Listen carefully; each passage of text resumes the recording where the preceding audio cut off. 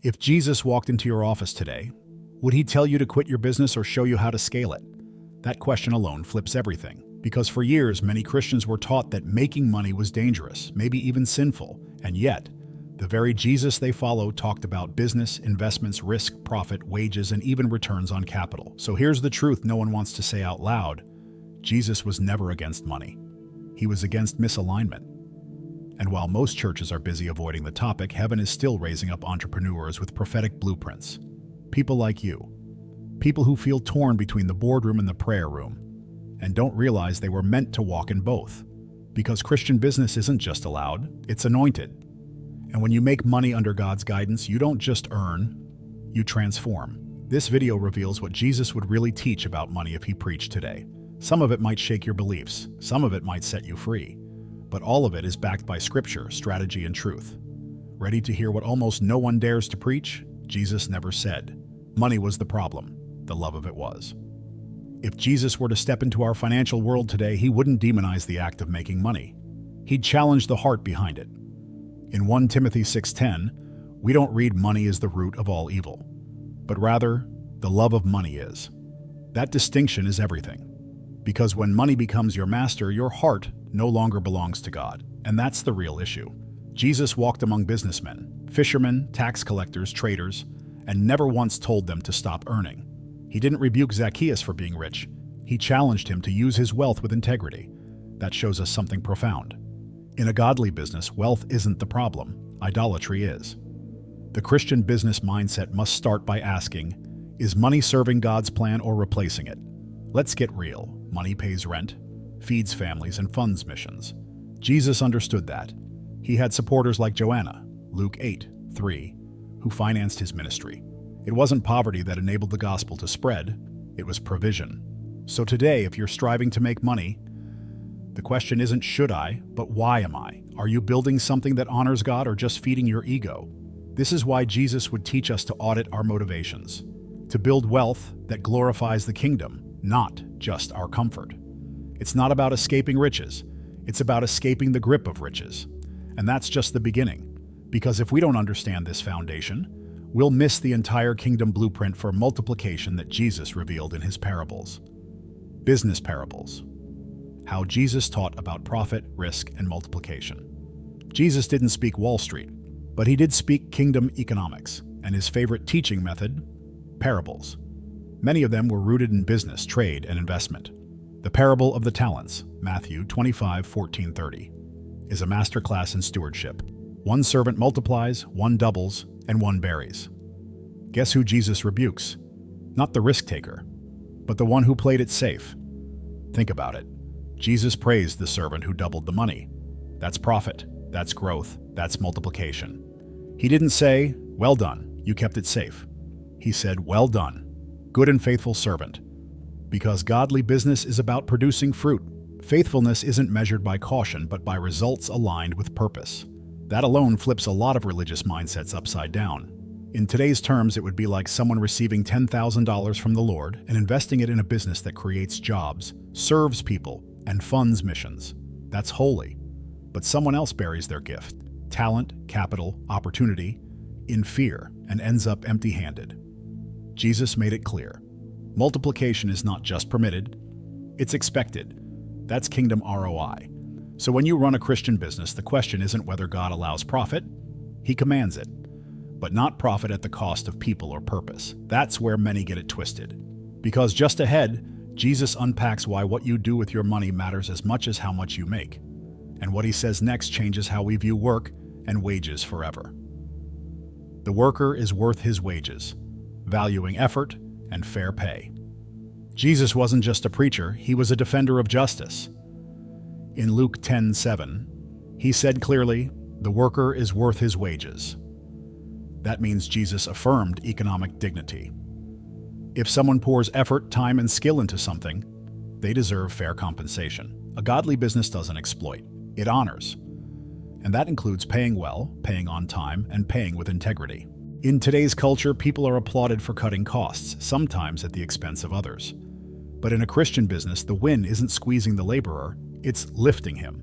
Imagine paying your team not just what you can get away with, but what reflects their true worth. That's not just ethical, it's kingdom culture in action. Because honoring people financially is one way we honor God. Jesus knew the grind. He grew up in the house of a carpenter, likely helping Joseph with real work, real tools, and real sweat. That's not just symbolism. That's divine validation of everyday labor. He didn't separate spirituality from work. In fact, Colossians 3:23 reminds us, whatever you do, work at it with all your heart as working for the Lord. That includes building, trading, and yes, making money. So if you've been building your business with Christian values but underpaying or undervaluing people, Jesus would call that out. Not to shame you, but to raise your standard. Because right after affirming the worker's wage, he'll take us deeper into how giving back can multiply more than hoarding ever will. Strategic generosity, the principle of multiplication through giving. Jesus didn't teach giving as a loss. He revealed it as leverage. In Luke 6:38, he said, "Give, and it will be given to you. Pressed down, shaken together, and running over." That's not poetic fluff. That's financial principle. In a godly business, generosity isn't random emotion, it's a strategic seed. It multiplies. And those who give wisely are the ones who often receive abundantly. Jesus observed givers often. One day, a widow dropped 2 coins in the offering box, and he stopped everything to highlight her. Mark 12:41-44. Why? Because she gave with faith, not leftovers. Many entrepreneurs today miss this. They wait to give until after they make it. But in the kingdom, generosity is the fuel, not the finish line. Christian business isn't about waiting for abundance, it's about giving from trust. Let's get practical. If you lead a business and you're not setting aside a portion to bless others, ministries, missions, team members in need, you're likely capping your own growth. Strategic giving includes tithing, sponsoring causes, and even mentoring others freely. Generosity builds a financial ecosystem that reflects heaven's order. And guess what? That kind of system attracts God's favor. Jesus never said, "Don't build wealth." He said, "Store up treasures in heaven," Matthew 6:20. And giving is how we make those deposits. But generosity is just one piece. Up ahead, Jesus challenges our assumptions about who he chooses to build with. Spoiler, he didn't just call the poor, he called business people too. Why Jesus didn't just choose the poor. He discipled business people. If Jesus wanted to prove that holiness equals poverty, he wouldn't have called Peter the fisherman, Matthew the tax collector, or Joseph of Arimathea, a wealthy man. He could have stuck with beggars and the broken, but he didn't. Why? Because building the kingdom requires strategy, structure, and yes, financial wisdom. Christian business wasn't born yesterday. It walked with Jesus. Peter owned a fishing business. Matthew handled finances and systems. These weren't random picks. They were intentional recruits. Jesus needed people who understood risk, stewardship, and leadership. He discipled businessmen not just to leave their nets, but to catch souls. That should tell every godly business owner, your skills aren't secular, they're sacred when surrendered. It's time to break the myth that Jesus avoided the marketplace. He entered it. He flipped tables in the temple, not just for show, but to restore the holiness of commerce. The problem wasn't the business, it was the corruption.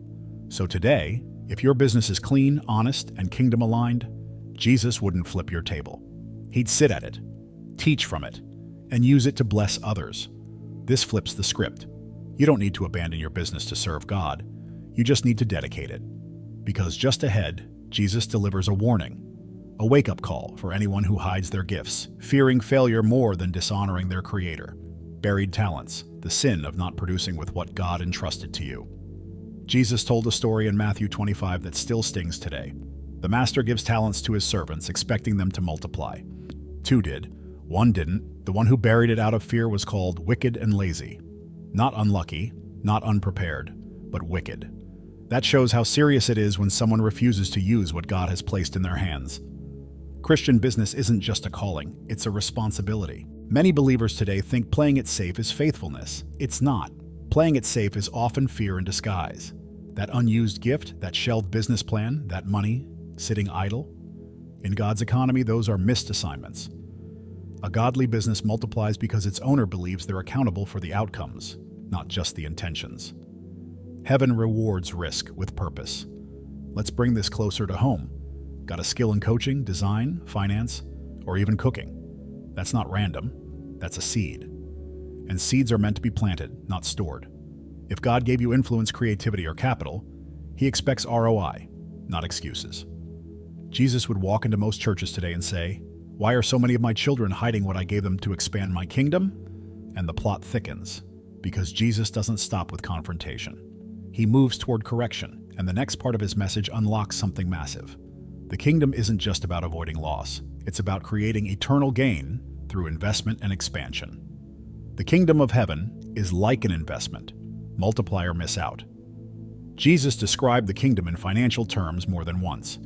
In Matthew 13:44, he said it was like a man who found treasure hidden in a field, then sold everything to buy that field. That's a transaction. That's sacrifice for future gain. The kingdom operates on investment logic. Sow now, reap later. If you ignore that, you miss not only money, but purpose and calling too. Godly business leaders understand this.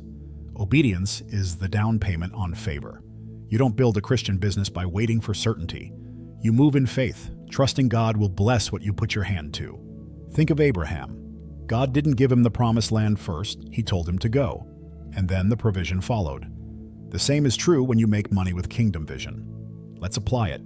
Your investments, time, money, effort, should be evaluated through a spiritual lens. Are you investing in tools that grow your business? In people who align with your values? Are you planting in places God called you to? Whether it's real estate, stocks, a coaching business, or a product line. If God leads, move boldly. The kingdom doesn't reward hesitation. It rewards stewardship in action. Jesus wouldn't host a financial seminar. He lived one. He would tell you, if you're not investing, you're not expanding. And just as fields multiply when worked, so does your calling when aligned with obedience. But here's the twist. Abundance isn't the end goal. It's a means to walk in holiness with overflow. And that's the next thing Jesus would highlight in today's financial culture. Holiness is not the same as lack. How to live with abundance and purpose. Somewhere along the way, believers were taught that poverty equals piety. But Jesus never said that. In fact, he spoke of abundance. I came that they may have life and have it more abundantly. John 10:10. That includes joy, peace, and yes, provision. Holiness isn't about how little you have. It's about how surrendered you are with what you do have. And Christian business was born to prove that. There's nothing holy about not being able to pay your bills, but there's something very holy about using your profits to help others pay theirs. A godly business thrives, not in spite of your faith, but because of it. Jesus didn't teach lack as a virtue. He taught stewardship as a mandate. The early church shared resources, yes, but someone had to have them in order to give them. So how do you live this out? Start by setting purpose before profit. Build financial goals around freedom to serve, not just freedom to consume. Want to travel? Use it to network kingdom entrepreneurs. Want a bigger house? Use it to host gatherings, mentor youth, or bless those in crisis. In the kingdom, money is a tool. It only becomes a trap when it defines your worth. Jesus would look at today's religious mindset and say, "You thought being broke was being holy?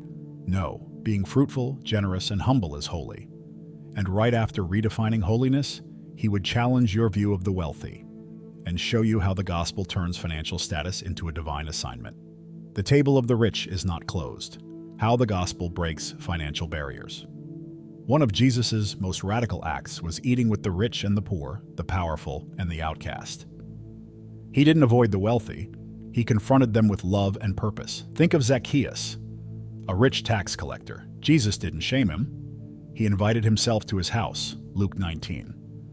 That act alone shattered the idea that the wealthy are too far gone. The gospel knocks on every door, even gated ones. Christian business is one of the most powerful ways to open doors where churches can't go. A godly business can sit at corporate tables, walk into government rooms, and speak the language of the marketplace without compromise. Jesus wasn't interested in keeping the rich out. He was interested in getting in, redeeming hearts, and redirecting influence. That's kingdom infiltration. The truth is, money creates access, and Jesus knew it. The early church had rich supporters like Lydia, Acts 16:14, a businesswoman who helped launch movements. You think that's accidental? No way. God still uses financially equipped believers to fund missions, start ministries, and shift culture. If you've ever felt like your success disqualifies you from humility, it doesn't. It prepares you for responsibility. Jesus would look you in the eye and say, "There's still a seat at the table, if you're willing to use what you have for what I want." But before you sit, he'll ask one more thing.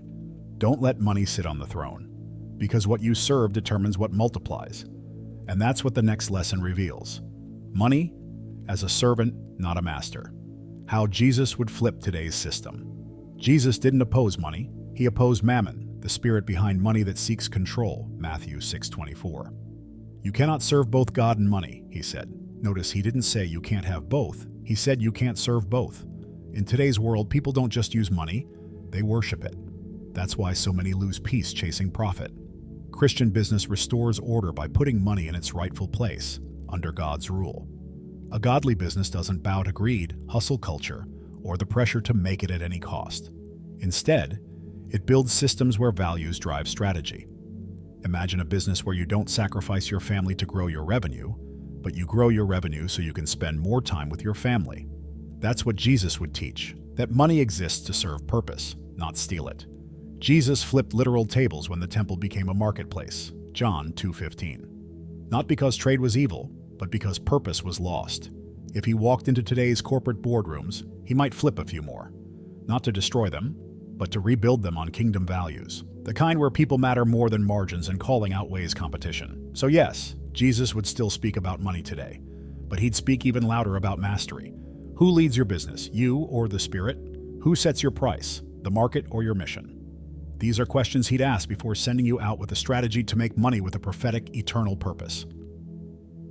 The future of Christian business. How to make money with prophetic purpose.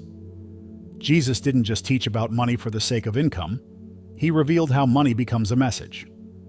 The Christian business of the future won't just be profitable. It will be prophetic. That means led by discernment, built on conviction, and aimed at impact. Godly business is not reactive to trends. It's responsive to the Spirit. And when that happens, profits follow purpose. We're entering a time where success will no longer be defined solely by numbers, but by nations touched.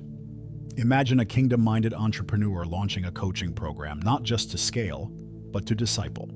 Or a real estate investor building affordable housing that reflects God's heart for justice. That's not fantasy. It's prophetic business in action. Making money becomes ministry. To get there, we need vision bigger than spreadsheets. That means praying before planning. It means asking the Holy Spirit what product solves a real pain in people's lives. It means building brands that carry anointing, not just algorithms. A godly business wins not because it's louder, but because it's rooted in truth.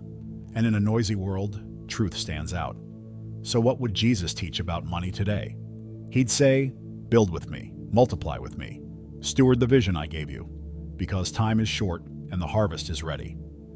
And if you've ever wondered if your calling is sacred, let this be your confirmation. Business is ministry when it's surrendered to the King of Kings. So now that you've seen what Jesus would actually say about making money, what are you going to do with it? Will you keep hiding your talents, hoping God will understand your fear? Or will you finally build that godly business you've been carrying in your heart for years? The truth is, you're not too late. You're not too broken, and you're definitely not disqualified. But you are responsible, because now, you know, what would shift in your life if you stopped chasing money and stopped running from it, and started partnering with heaven to use it? What kind of impact could you create? How many lives could you change? What legacy would you leave if you built your business with Jesus, not just for him? Write in the comments, "I serve God, not money," and watch how this powerful declaration begins to shift the course of your business and your finances from this day forward. If this message spoke to your spirit, please consider supporting our ministry through the link in the description. It helps us keep teaching biblical truth like this to people who are hungry to grow. And don't forget to subscribe to the channel and turn on notifications, because your journey in Christian business is just beginning, and we're here to walk with you all the way.